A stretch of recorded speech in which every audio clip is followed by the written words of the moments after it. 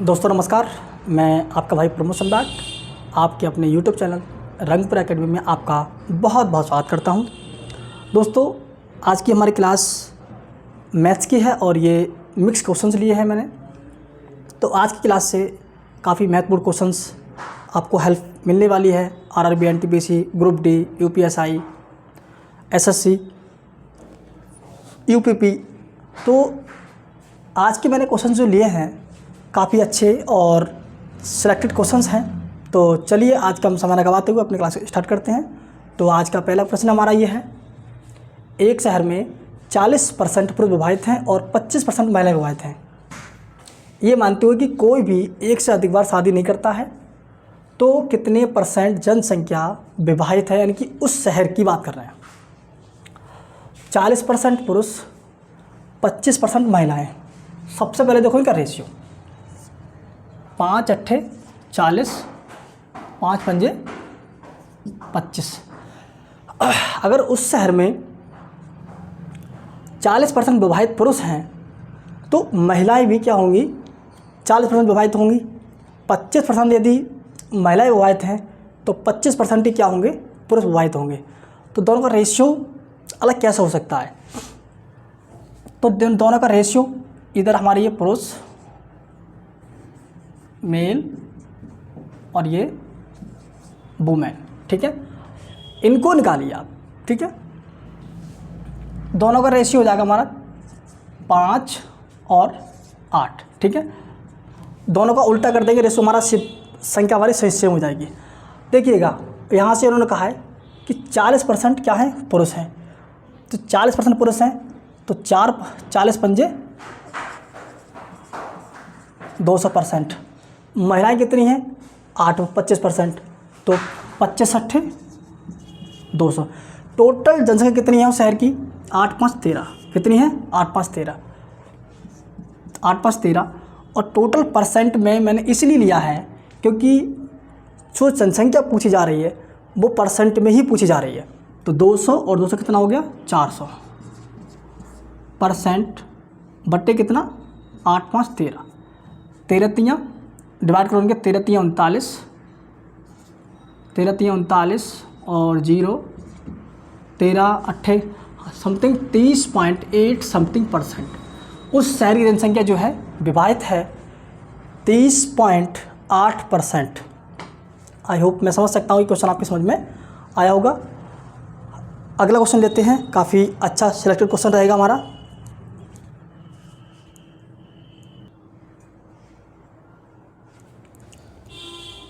दोस्तों अगला क्वेश्चन तो हमारा है, ABC किसी काम को 20 दिन, 24 दिन, 20, 24, 30 दिन में कर सकते हैं, ठीक है। तीनों ने मिलकर कार्य को आरंभ किया, परंतु 4 दिन बाद A ने कार्य छोड़ दिया तथा B ने कार्य पूरा होने के 6 दिन पहले कार्य छोड़ दिया। तो अब शेष कार्य C अकेले ने किया, तो कार्य कितने दिनों में समाप्त होगा, हमें ये बताना है। देखिएगा सबसे पहले हम A, B और C की जो क्षमताएं हैं उनका पता करेंगे। A करता है 20 में, B करता है 24 में, C करता है 30 में। एलसीएम सबका कितना आ जाएगा, सबका आ जाएगा इनका 120। कैसे, 20, 24, 20, 24, 30। देखिएगा 2 ढाई 20, 2 बारियम 2 पंद्रियम, 3 से काटो 10, 3 चौक 12, 3 पंजे 15, 5 से काट दो, 5 दूनी 10, 4 5 एकम 5, 2 से काट दो, 2 एकम 2, 3 दूनी 6, 6 पंजे 30, 30 दूनी 60, दूनी 120। एलसीएम कितना आ गया इनका। हम एलसीएम आखिर क्यों लेते हैं, हम एक टोटल कार्य देखते हैं कि टोटल कार्य कितना होगा सबको मिक्स करने के बाद। तो 20 से भाग करो उसके लिए, 20 छिक्का 120, 24 पंजे 120 और 30 चौका 120। हम कह सकते हैं कि A की क्षमता जो है 6 है, B की क्षमता है 5 और क्षमता C की है 4। यानी कि A एक दिन में 6 कार्य करता है, B एक दिन में 5 कार्य करता है, C एक दिन में 4 कार्य करता है। देखिए टोटल कार्य करना है हमें 120, यहाँ से यहाँ तो टोटल कार्य करना है।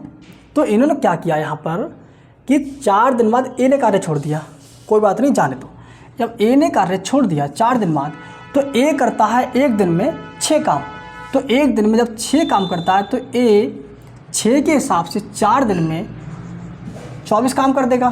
ठीक, जब 24 काम कर देगा तो टोटल कार्य हमारे कितना 120 है। इसमें से उसने वो अपना कार्य करके चला गया। ठीक, दूसरी चीज़ अब उन्होंने क्या कहा है कि तथा बी ने कार्य पूरा होने के, तो बी भी कार्य पूरा होने के 6 दिन पहले कार्य छोड़ देता है। यानी 6 दिन पहले कार्य समाप्त हुआ, यानी कि समाप्त कार्य यहाँ होना था लेकिन यहाँ के भी 6 दिन पहले कार्य छोड़ दिया। अब आप एक काम कीजिए, बी से कहिए भैया आप जाइए मत, आप भी रुकिए हमारे साथ तक।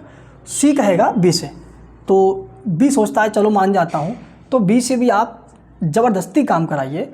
तो बी जो काम करता है एक दिन में 5 काम करता है, तो 5 काम करता है एक दिन में, तो 6 काम मतलब एक दिन में 5 काम करता है, 6 दिन में कितना काम कर देगा, 6 दिन में काम कर देगा 30, 5 छक 30।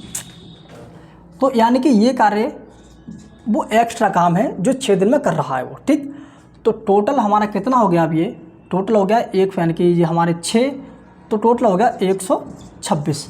अब कार्यरत कौन कौन है, सी तो अकेला है ही शुरू से लेके एंड तक, लेकिन बी भी कार्यरत है। तो ठीक है, जब बी भी कार्यरत है हमारा, तो 5 और 4 9, कितना हो गया 5 और 4 9। देखिएगा 3 तियाँ 9, 3 चौक 12 और 3 दूनी 6, 3 एकम 3, 3 एकम 3, 3 चौक 12। तो हम कह सकते हैं वो कार्य टोटल कार्य क्या है 14 दिन में समाप्त हो जाएगा। 14 दिन में कार्य समाप्त हो जाएगा। आई होप मैं समझ सकता हूँ ये क्वेश्चन भी आपके बड़े आराम समझ में आया होगा। बहुत सारे क्वेश्चन ऐसे बनते हैं कि बी कार्य छोड़ देता है पहले, या बी बाद में छोड़ता है, ए छोड़ देता है पहले, बी बाद में छोड़ता है, सी छोड़ देता है पहले, ए का ए लास्ट में रह जाता है। सारे क्वेश्चंस आप इसी मेथड से बड़े आराम से लगा सकते हैं। हम अगला क्वेश्चंस लेते हैं इसी आधार पर।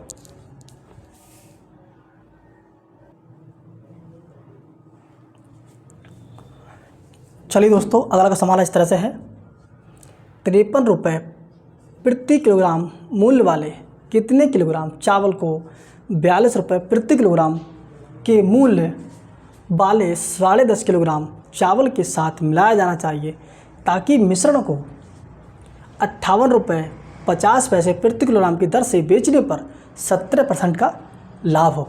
सबसे पहले तो देखिएगा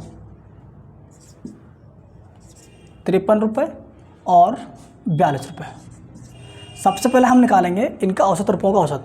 तो 58 रुपये, जो 58 रुपये 50 पैसे प्रति किलोग्राम की दर से जो बेच रहे हैं, तो उस पर 17 रुपये का लाभ हो रहा है। तो एक परफेक्ट जो वैल्यू है वो क्या है इसकी, तो 17 का लाभ हो रहा है। तो 17 का लाभ का मतलब 117, 17 मल्टीप्लाई 100% में है। ठीक है, तो एक 0 से 0 कट जाएगा, 17 117 पंजे 585, कितना हो गया 50। यानी कि जो इनका जो औसत जो हो गया 50 हो गया, क्या हो गया औसत में 50 हो गया। 53 रुपये 42 रुपये औसत जो हुआ 50 हुआ। अब हम क्वांटिटी निकालेंगे चावलों की, तो इसमें से घटाएंगे तो बचेंगे हमारे 3, इसमें से घटाएंगे तो कितने बचेंगे हमारे, बचेंगे 8। ठीक है, तो अब यहाँ पर उन्होंने कहा है कि 42 रुपये प्रति किलोग्राम के मूल्य वाले 10.5 किलोग्राम चावल, कितने 10.5 किलोग्राम, यानी कि 3 किलोग्राम की जो वैल्यू दे रखी है उन्होंने 10.5 दे रखी है। तो एक की वैल्यू कितनी होगी हमारी, 3 तियाँ 9, 3 पंजे 15, 3.5 यूनिट की वैल्यू दे रखी है 10.5, तो 1 यूनिट की वैल्यू कितनी होगी हमारी 3.5। जब 1 यूनिट की वैल्यू हमारी 3.5 है, तो 8 यूनिट की वैल्यू हमसे यहाँ पूछी थी, मल्टीप्लाई कर दीजिए 3.5 की, तो 8 पंजे 40, 8 तियाँ 24 और 4 28। हम कह सकते हैं कि 28 किलोग्राम चावल को मिलाया जाना चाहिए। ठीक है, 28 इज़ द करेक्ट आंसर। दोस्तों बहुत सारे क्वेश्चन ऐसे बनेंगे जो इसी आधार पर क्वेश्चन को आप बड़े आराम से कर सकते हैं। ठीक है, अगला क्वेश्चन देखते हैं हम। सेकंडों में क्वेश्चन को आंसर लाते हैं, देखते हैं।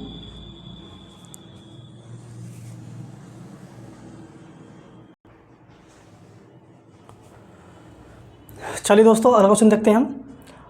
अगला क्वेश्चन हमारा इस तरह से है, एक आदमी अपनी पूंजी का 2/3 भाग 12% तथा 1/4 भाग 15% साधारण ब्याज प्रति वर्ष की दर पर तथा शेष 18% साधारण ब्याज पर निवेश करता है। यानी कि प्रति वर्ष, ठीक है, ध्यान रखना प्रति वर्ष है। अगर उसे 2 वर्ष में कुल 1961 रुपये का ब्याज मिला हो तो उसकी पूंजी बतानी है। उसकी पूंजी बतानी है। सबसे पहले भैया बताइए, प्रॉफिट बराबर जो हमारा होता है, प्रॉफिट बराबर जो होता है हमारा इन्वेस्ट मल्टीप्लाई टाइम। लाभ बराबर हमारा क्या होता है, इन्वेस्ट मल्टीप्लाई टाइम में जितना समय लगा रहेगा, जितनी पूंजी होगी, जितने समय लगा रहेगा, उतना ही हमें क्या होगा, प्रॉफिट होगा। जैसे अगर 20 रुपये हमने 5 दिन के लिए किसी को उधार दे दिए 1 रुपये के हिसाब से, तो अगर हमने और अधिक को दिए तो जितने हम ज़्यादा समय को देंगे, जितनी ज़्यादा राशि देंगे हम, उतना ही हमें ज़्यादा प्रॉफिट होगा। तो यहाँ पर उन्होंने कहा है कि एक आदमी अपनी पूंजी का 2/3 भाग 12% तथा 1/4 भाग 15% साधारण ब्याज प्रति वर्ष की दर पर तथा शेष 18% साधारण ब्याज पर निवेश करता है। यहाँ देखिए, सबसे पहले जो 2/3 है और 1/4 है, प्लस कीजिए। ठीक है, मैं डायरेक्ट करके आपको क्वेश्चन बताऊंगा। ये तो दोनों का एलसीएम कितना आ जाएगा हमारा, दोनों का एलसीएम आ जाएगा हमारा 12। ठीक है, दोनों का एलसीएम हमारा कितना आ गया 12। तो 3 से जब भाग करेंगे, 3 चौक 12, 3 चौक 12, 4 दूनी 8, रेशियो निकालिए 8, 4 तियाँ 12, 3 एकम 3। ठीक है, ये आ गया हमारा। उसके बाद देखो टोटल पूंजी कितनी है, टोटल पूंजी हमारी 12। तो 12 में से 8 और 3 11 हमने निकाल ली, शेष कितनी पूंजी हमारी 8। अब इन्होंने कहा है कि जो भाग है हमारा 2/3 भाग 12% पर, कितने पर, 2/3 भाग 12% पर है। देखो कितना, 12% पर। और जो 1/4 भाग है वो कितने पर है, 15% पर। और बाकी शेष जो बचा वो कितने पर है, वो है हमारा 18% पर। कितने पर है, 18% पर। लेकिन यहाँ पर इन्होंने और कहा है कि यदि 2 साल में 1961 रुपये का ब्याज मिलता है, तो आप बताओ ये 2 साल का ब्याज है, तो हम 1 साल का ब्याज निकालने के लिए 2 से डिवाइड कर देंगे तो हमारा 1 साल का ब्याज निकल के आ जाएगा। ठीक है, तो इनको देखिएगा परसेंट में कितनी पूंजी हमारी दर निकल कर रही है, 12/8 96, 12/8 96% प्लस 15 तियाँ 45% प्लस 18%। टोटल पूंजी 8 4 12, टोटल पूंजी 12। तो 8 और 6 14, 14 5 19, और 1 और 5 1 4 5, 5 और 9 5 14, 14 और 1 15, 159 ये परसेंट है बराबर जो टोटल ब्याज दे रखा है 1961/2। कुछ कट सकता है तो काटिए। देखो 3 चौक 12, 3 पंजे 15, 3 तियाँ 9, 3 पंजे 15, 3 तियाँ 9। अब देखो 2 काट दिए, 2 एकम 2, 2 दूनी 4, 53 से डिवाइड करेंगे इसके लिए हम, तो 53 यानी कि 5 तियाँ 15, 5 तियाँ 15, 1961 यानी कि 5 तियाँ 15 और 5 तियाँ 15, 3 7 21, 3 7 21, ये हो जाएगा हमारा 3 चौक 12, 53 37 जा, 53 37 जा हमारा कट जाएगा, 53 37 जा 1961। ये हमारा 1/2 में है, यानी कि 1% G/2 बराबर ये हमारा हो जाएगा 37। ठीक है, तो 1% की वैल्यू जो हमारी निकल के आ गई, 1% की जो वैल्यू है वो 74 के बराबर हम गुणा करेंगे, 74 के बराबर। जब 1% की वैल्यू 74 है तो 100% की वैल्यू हमारी कितनी हो जाएगी भैया, ये हो जाएगी 7400 रुपये। कितनी हो जाएगी? 7400 रुपये। इस क्वेश्चन को मैं दोबारा करा के दिखाता हूँ क्वेश्चन के लिए। देखिएगा, डायरेक्ट क्वेश्चन करते हैं अब ये, देखिएगा।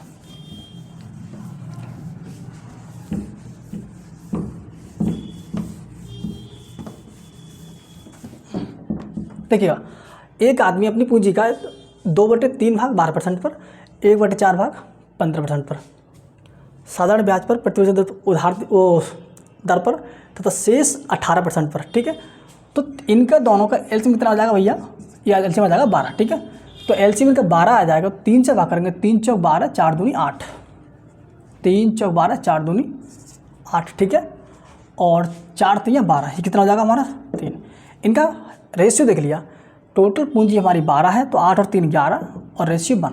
ठीक है ना, तो इनका जो रेशियो हमारा जो निकल के आ रहा है वो 12, तो डायरेक्ट गुणा कर दीजिए इसकी 12 से, तो 12 × 96% प्लस, और इनका जो रेशियो है वो 15 है, तो 15 × 3 = 45, और इनका रेशियो जो है शेष का 18%, तो ये लगा 18%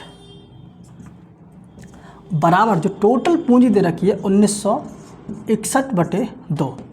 ये हो जाएगा हमारा 159% बटे 12/1961/2। 3 चौक 12, 3 पंजे 15, 3 × 9 53, 37 जा 2 एकम 2, 2 दूनी 4। ये हो जाएगा हमारा 1/2, एक ऊपर परसेंट है हमारा ये 37 दूनी, यानी कि हो जाएगा 37 दूनी 74।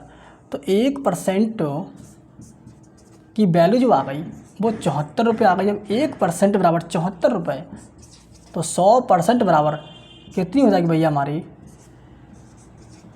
7400 रुपये। तो हम कह सकते हैं उसकी जो टोटल पूंजी है वो कितनी है? 7400 रुपये है। आई होप मैं समझ सकता हूँ ये क्वेश्चन भी आपके समझ में आया होगा बड़े आराम से।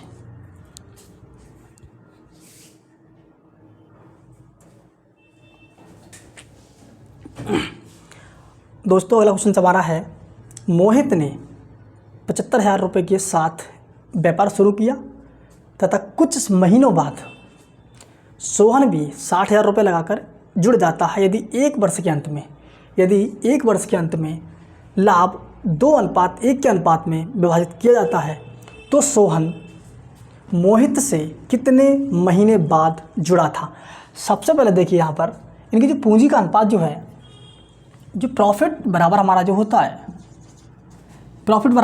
हमारा इन्वेस्ट मल्टीप्लाई टाइम, यानी कोई भी पैसा यदि हम जितने समय के ज़्यादा समय तक लगाएंगे तो हमें ज़्यादा प्रॉफिट होगा, कम समय को लगाएंगे तो हमारा कम प्रॉफिट होगा। ठीक है, तो यहाँ पर उन्होंने कहा है कि मोहित ने 75,000 रुपये लगाए थे और जो सोहन है उसने 60,000 रुपये लगाए थे। ठीक है, तो इनका रेशियो देखिएगा,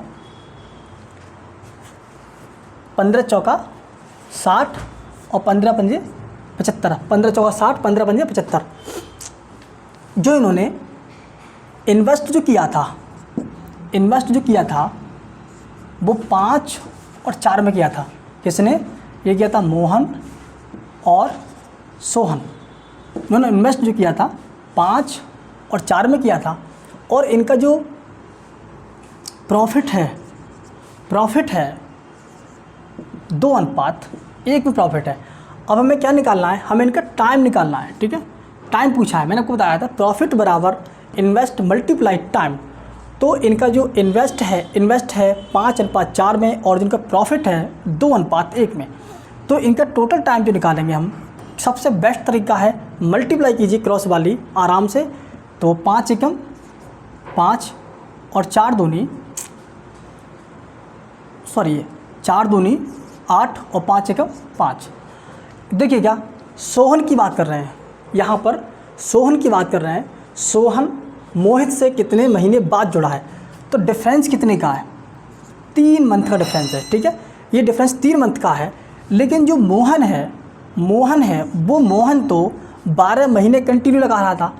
तो 12 महीने कंटिन्यू लगा रहा था, तो इनकी टोटल 8 महीने से हम इसको डिवाइड करेंगे तो 4 दूनी 8, 4 3 12, 4 दूनी 8, 4 3 12, इनकी 1.5। 1.5 गुना, 1.5 गुना।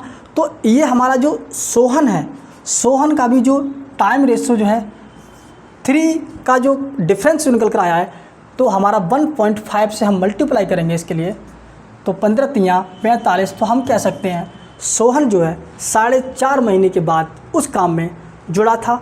चलिए दोस्तों, आज की हम क्लास को अपने ही समाप्त करते हैं, और यदि आपको क्लास पसंद आई हो तो क्लास को लाइक करें, शेयर करें, कमेंट करें। जय हिंद, जय भारत।